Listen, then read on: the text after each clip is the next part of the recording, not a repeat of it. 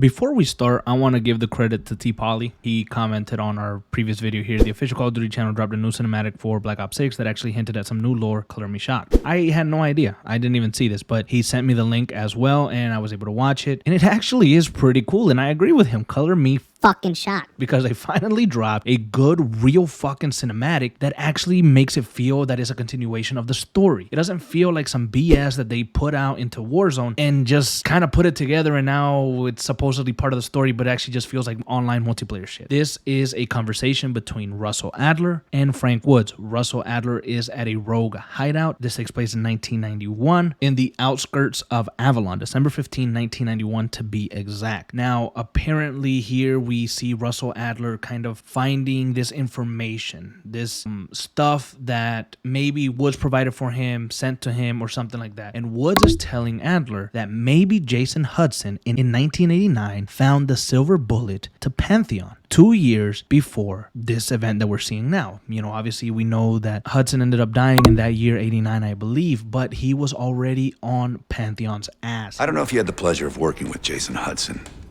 He was one of the casualties back in Panama. Just weeks before he died, he told me about a paramilitary group that may have infiltrated the CIA.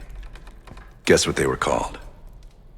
He was already figuring shit out, and we've covered that before in the channel. So it's really interesting that they're actually giving, Jason Hudson his flowers. He told Adler about Pantheon, and he knew something was fucking weird, something was off. And so clearly he was doing some mega good research, and he maybe found a way to kill off Pantheon or to get an upper hand on Pantheon. Woods tells him during this exchange that Jason Hudson had potentially found the silver bullet. And that basically tells me that Hudson was onto something that we still don't know now. And I think it's a pretty cool callback to Hudson. You continue to bring his name up. You continue to maybe intertwine him in the story without really showing him, without bringing him back to life. And I just think it's really, really cool. Actually, I really do. I don't know what's on that tape. I believe that in the intro for season 3, we're going to see what's on that tape, and it might unlock something that Pantheon is scared of, or a way for us to get ahead and really find out who's at the bottom of this and how we can stop it. This was a good ass cutscene. And it was short. It was 45 seconds. It's not like they gave us, a whole bunch of stuff. But if you compare all of the other cutscenes that we've gotten for Black Ops 6 in Warzone, this is the best one. It's simple, it's short, sure, but it gives us new lore, something to actually work with. That I thought was super cool. I wanted to bring that out to you guys. Here you can watch the entire clip yourselves and,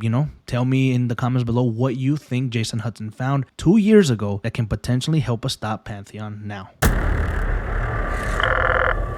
Woods. This better be good. We're in deep shit here. What am I looking at? A few years back, when I finally got out of the hospital, this was waiting on my doorstep. Asshole was still doing his job from the fucking grave. Never did work out what it meant. But now I'm wondering, did he figure out the Pantheon silver bullet all the way back in 89? Take a look. That old bastard was one step ahead all along.